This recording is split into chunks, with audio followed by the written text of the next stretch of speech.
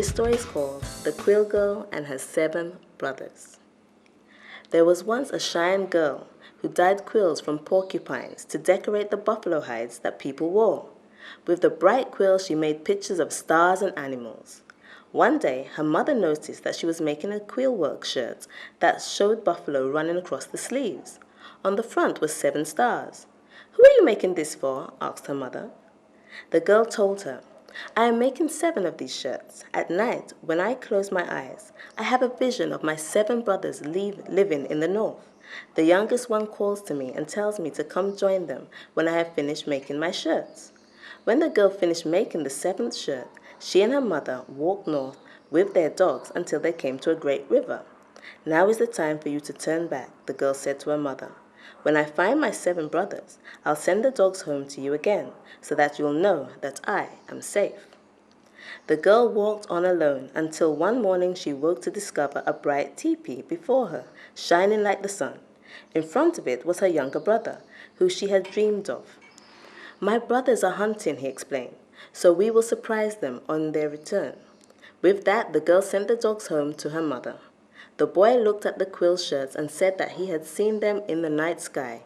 He put one on, and it fit him perfectly. For many days, the girl and her brother waited for the 6 brothers. One day, the 2 of them discovered a huge herd of buffalo.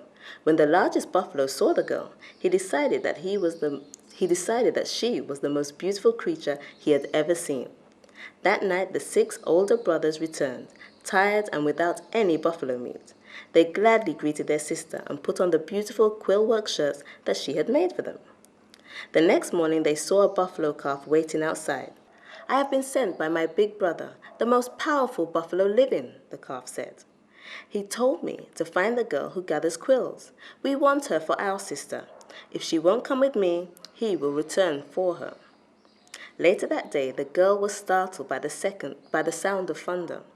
The earth began to shake and the teepee trembled. The brothers knew that it was the buffalo. From across the plain, a nation of buffalo came running towards them. Leading them was the largest buffalo they had ever seen. The girl told her brothers that they must dress in their quill work shirts for safety. Taking the youngest boy in her arms, she led them to the tallest tree on the prairie. Swiftly, they climbed to the highest branches. The largest buffalo began to charge. When he struck the trunk of the tree, the branches shook wildly, and the girl and her 7 brothers were nearly flung to the ground below. They knew that the tree could not withstand the charges for long. The buffalo charged again. This time, the girl and her brothers knew there was no hope. The youngest aimed his bow and arrow towards the sun and let the arrow fly, just as the tree was splitting in two. The girl and her 7 brothers flew after the arrow. Glistening in their quilt work shirts, they floated right up to the sky, never to fall back down among the buffalo. There you can still see them on a clear night in the northern sky. The girl became the North Star. Around her turned the 7 stars we call the Big Dipper.